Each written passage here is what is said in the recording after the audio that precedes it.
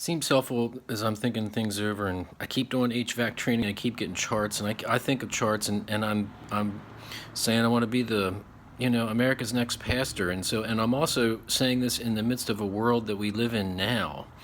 And so, like, one of the thoughts that got this all going is that like I was thinking about elders and these two guys that, what is an elder? These are the people, along with pastors, bishop, that you can trust, that you should be able to trust. These are designated people in the Bible that are supposed to be the people that we can trust and that we can trust. And so, what is an elder? It's old. Okay, by the nature, elder seems, older people. And so this one guy came to mind because of people I knew in life, well, he's old and he's gone to church forever, so he would fit into this category. But when I really started to talk to him about pornography, really, he was in it too. And trust me, I met all sorts of these kind of guys. All right, so I have grace here. But when I was coming at him after other things, it's like, no, wait a second. He's now taken on a doctrine of sin here, and so he's wrong. I mean, trust me. I keep saying this to oodles of pastor type, elder type people, but instead of me now shying back, I'm beginning now to shape my own presentations so that you, when you follow me, can know how I view things, because it's not only a view that you can correspond or, lay against Scripture, which you absolutely need to, but you need to see how my take on things sits counter to the specific finest points of how other people, operate today. I think that's an important thing to understand is we live in a world today where this guy grew up in a way, like I think when I think of, people in his generation, they were revolting against a holiness movement that said you couldn't do this. And yes, there is definitely a push and pull here between, that Paul even says. So I'm going to talk about that, but I want to get to where my take on this sits. And it's right. At least it's a platform to understand how I think. And I think it is right, and I think it needs to be preached better in church, because the result of the culture and times that we're in has us in this la-la land where we need to pull back and be very clear, okay, very clear about sin. So let's talk about sin. Here's a chart. Let's see what comes out of this. I'm a little nervous because I like that so far, but I want to make sure this goes right. Hopeful that it goes right. So, of course, here's a common way. I think that there's a lot of pressure on us in life. Of course, we don't want to go to hell. We want to go to heaven. Everybody would want that. So life comes along. And I think then the notion of sin goes, like this. Well, I'm saying that we need we don't want to add, the question should not be how much sin can we get away with and go to heaven. That's interesting to discuss, but the fundamental difference between how I'm viewing things and I think how the culture today views it is that all sin is wrong. I'm taking an HVAC class, there's, absolute zero. And really based on the Bible, hamartia, to miss the mark. You miss it by one smidgen, and you're sinning. And it's bad. So you need to say it in your mind that any sin is punishable by death. The wages of sin is death. Every sin, even the smallest bit, is just as bad as bigger sins or whatever. The question here should not be defining the degree of sin. Now, I'm not saying that you can't even read into the Bible, because one of the stories in the Bible we were talking about was Samson, and the pastor here recently was saying that after he had broken like the fifth thing that his Nazarene vow did, then, you could read into that to say, well, God finally punishment. There were degrees. So I'm not saying that there's not judgment involved, but instead of asking ourselves all the time, how much sin can we get away with and still go to heaven? I think the question is, look, heaven and hell have their own place, but on a daily basis, we should be moment to moment. And I'm thinking and hearing myself preach to myself, but forget about that. That's polluting the idea that we need to own the reality. If we're going to actually get to the 10 out of 10 things on all those 8 rankings, the only way I believe that it can fundamentally theologically be sound is that sin has got to be gone. You can't be like, if you're a 9 out of, say all the 8 categories, you're a 9 out of 10 on everything, and you're like, I've arrived, or that's good. Well, yes, it is, but come on, let's continue to push it all the way to 10. And then you might finally have to give this to this thing, and I'm saying it's complex. But we should never just be satisfied with any sin. We should not there should not be a peace to the sense that I'm okay eternally based on this. How's this coming out? I think basically, however that fits, gets into confusing land that I just want to put aside, even that to how things are today. Forget this notion of how much can we get away with, but owning the fact, that's got to be base. For us to get to 10 out of 10 on all the different 8 areas, I'm believing and trusting that's what it means, that we can't be like, well, there's one that I'm just thinking, I need a little medication from CVS pharmacy to make it through life. No, there's sin involved here. And if that's what it actually, the language there is, okay, well, if you needed to get 8, I'm trying to get to 8 out of 10 and I'm so strained here, then that's why the Sunday school is so powerful, because we have to own these kind of things collectively in a group, that we're happy that you're an 8. I mean, hey, that's kind of good compared to 0, like me and my social standing right now. I mean, but not to be okay at a 0, not to be okay at an 8. And even if we are a 10, to still just generally understand that doesn't make us good. Thanks be to God that we've reached a place of relationship with Him, right? That it's okay. So if there's any sin, driving the speed limit. Let's go back to the chart here, I guess. I think I'm saying it all just without showing you the chart. But let's just try to go through this a little bit. See what I said before. Sin isn't to be hidden. Let's impose it over the model. So this is my model from before. And I think that's important. I mean, this could go on forever as I keep talking about this, but I'm basically just trying to get introductory ideas as a Sunday school class might develop, that this is how. So definitely now we do not want to be sinning publicly in our culture, because you can't get a job, you could lose your job, all sorts of things can go bad. So we hide it. That is terrible. That is terrible. We need to. Yes, sin is bad, but it kind of sits independent from a core part of us, that we have to take it and look at it with friends, okay, and say, all right, here it is. So I need to get rid of this before it causes more problems, or however this goes. And then to apply it into life's model. So what's happening here in this cycle? Ultimately, I think the answer then is we have to keep remembering this. Because if things aren't 10 out of 10 here, it ultimately comes back to the bottom line theory that we are 10 out of 10, all fine and good standing if it's just Jesus and us. Okay, thoughts are developing. I'll leave it to me or other people as we journey this to start to put it into systematic theology. I don't know what that means, but a systematic way to live life, that we can teach this and it can be followed and duplicated. And again, this is the roach killer here. We can't say that we're ever going to get rid of sin. Maybe we can say we're never going to have world peace, but we should try to kill the roaches. And this is how. This is the roach killer. This is how to live life. Do you have a better idea? Okay. So if you have medication in your life, then as a class, we would sit here and look at your chart, because we probably have this filled out. And then it's going to be as obvious to anybody, the different reasons on here and why you need this medication, because the pressure has gotten to be too big. Well, so then the answer to all this pressure is just strip it out. Now to all the thing that we need to care about that's left is Jesus. I mean, it's easy for the independent people in life in general to see that. It's a lot harder to commit to giving up this part because it's going to cause pain on this part. And I could list things. I'm going to let it happily live in theory land, even though I have exact examples in mind of how this could work, will work.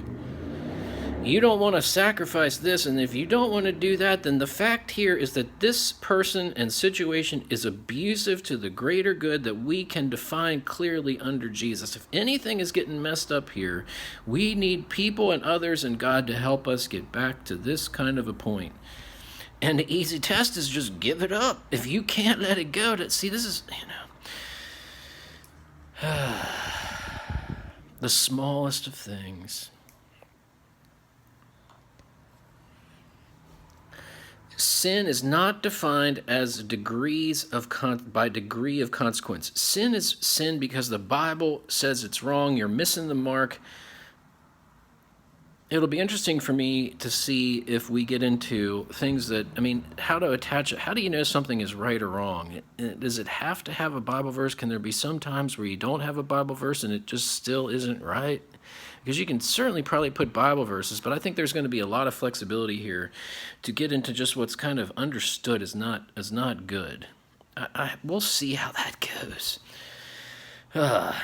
Sin is not defined as a degree of by degree, and so I was just thinking to myself about this. So I remember this time in college that I cheated on a test. Well, that has no actual outcome to anything that I could say was that a sin, and did it really, does it make me go to heaven or hell? But I think then that thought then isn't that it's an okay sin. The reality is that I was so stressed at the time. Had I had a Sunday school class to talk about this as we should have, as I'm imagining can help people, I could have brought that up in class maybe, and then people would, imagine to have the courage to say that when either after it did happen or just, I want to flush all that kind of stuff so that we just continue to raise this stuff to keep things clean. Because definitely if people would have been involved with me at that time of life, they would have been pointing out, like, hey, you are thinking too much about money. Okay, maybe money. We need it, but it became too high in the priority, and it was messing up all sorts of things, and I was all this stress, and that was kind of a fundamental problem. And to speak into that, I couldn't hear it, partly because, you could blame the devil, but I'm saying that the roach killer here is to have a Sunday school class where people can take their own opinions and really speak into the health of a thing. I think it's partly the devil, but it might just be that we had shitty-ass Sunday school, and I needed people and help in the process, and that's why God asks us to be in relationship with each other so we can keep everybody on a good, healthy, straight and narrow path. So the condemnation is yes, obviously cheating on the test, but in this kind of an environment, we're not condemning you to hell because I cheated on the test. Okay, everything comes back ultimately to how much trust you have in God, but that gets so deep down, which eventually you need to keep taking the layers to get it to that kind of base point. But in this case, it was much more surfacey, like adjust and all the things we could have done to me at that time that could have alleviated the pressure so that I wouldn't have, however it wouldn't have been, I wouldn't have had to sin. It wasn't okay in my system because, well, I got through and then it checked me off into something that made it all better. There's nothing that can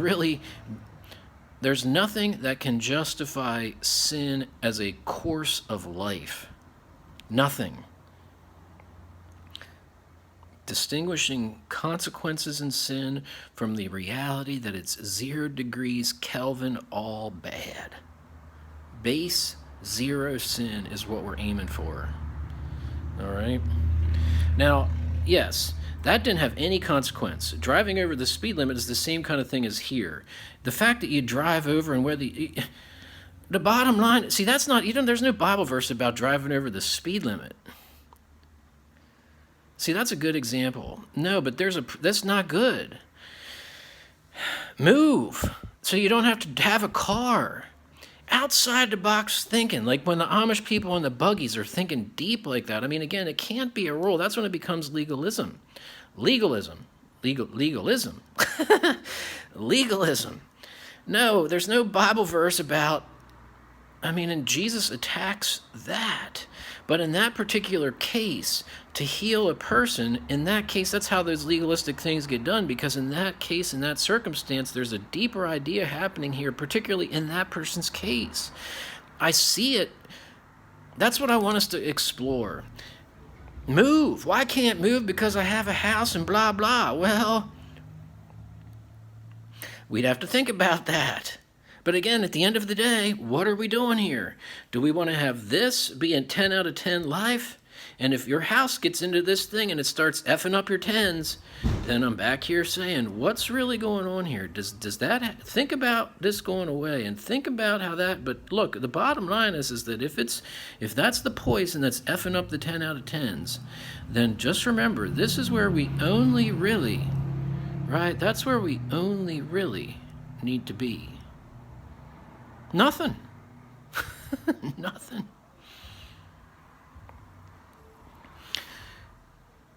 We're not asking ourselves how much sin can we get away with. It's all with an extra L in there. I did that, but that was probably because I'm just trying to emphasize. It's all bad. Work to stop it all. There should be no allowance. No allowance. And not to condemnation, to health. I think that makes sense. When you're a fat ass ugly, you could feel hurt by that. Well, it's not really to say that. Do you want to be fat? Do you agree that you're fat ass ugly? These sensitive things. The goal here is not to make you feel whatever. The goal here is to clean things up. A 10 out of 10 person is going to feel pretty good. Feelings are also not a metric. Factors, maybe, I don't know. But more just right and wrong. Your feelings do as they please. All right. So then now down to where like this elder. This is things that played into my life. This became biblical reasons to justify sin. Here we go. Eternal security. I love that. So then fine, I'm already going to heaven. I don't need to worry about my sin. And Charles Stanley, it goes on and on about how, once you're saved and that's it. And there are ways to still theologically be okay with that position. But I'm just saying that, again, in this culture, what I'm hearing, this elder was using that to justify his sin of porn, which gets you into the Hebrews 10:26-31 category, where you become willful and habitual in sin that could lead to hell by those words.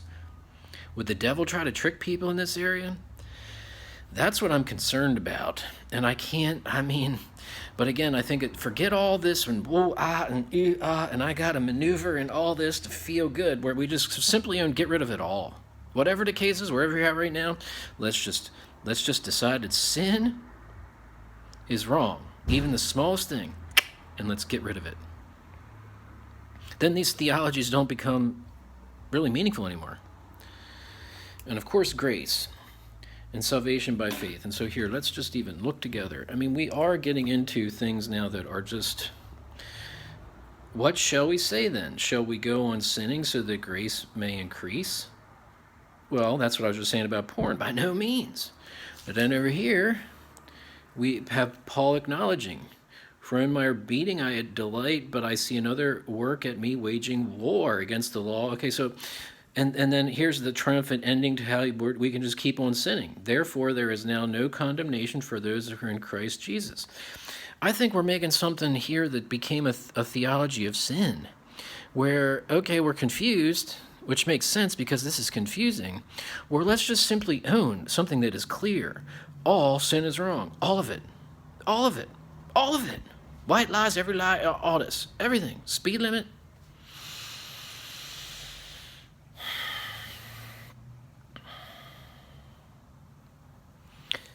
To own that a sin-free life leads to 10 out of 10 in those 8 categories.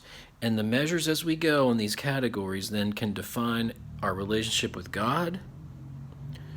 How's that doing? That's our trusted base of wholeness. That's our compass. Get this right, and those 10 out of 10s are going to take care of themselves. We don't need to work harder on weight loss. We do, as long as it's on top of This all here needs to sit on top of this. This is still the, yeah, so as I keep thinking this through, this is the fundamental base good teaching. That's our ticket to heaven. I mean, I think from the Bible's perspective, and I think I'm open to critique of this whole thing, but this is what we can trust in. Okay? It's a paradox, I think. Let's try this. Not risk of hell, but trust in Jesus.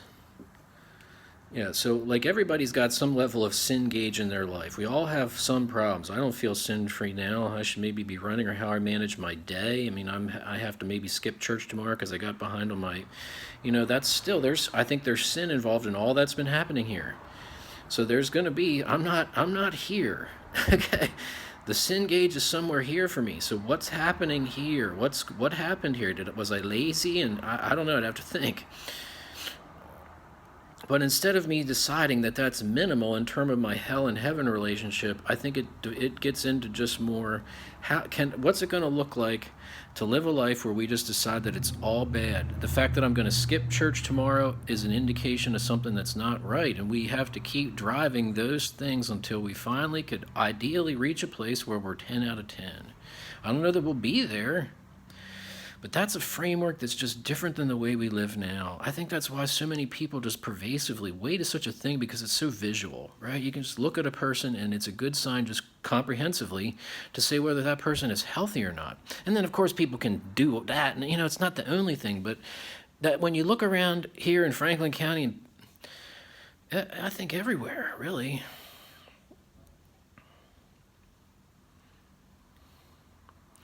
weight is an indication of that we live in this notion of grace. God's okay with it. No, he's not.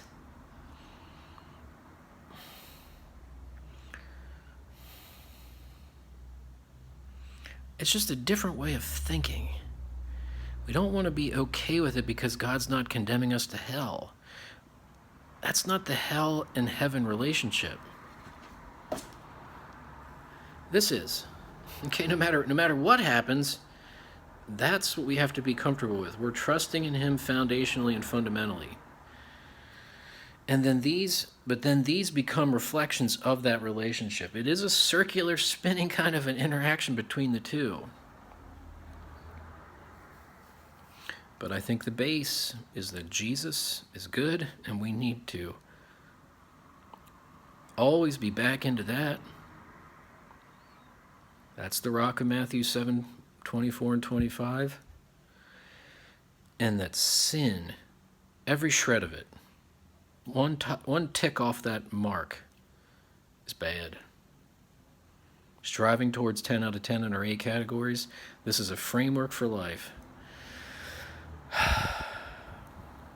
that I'm hopeful can just find some groundwork here to test it out and see now applied into people's lives. How does this work? That's what I need now. I need data. Living in the broken way we had it, I'm tired of it. I want to see how this works. Please come.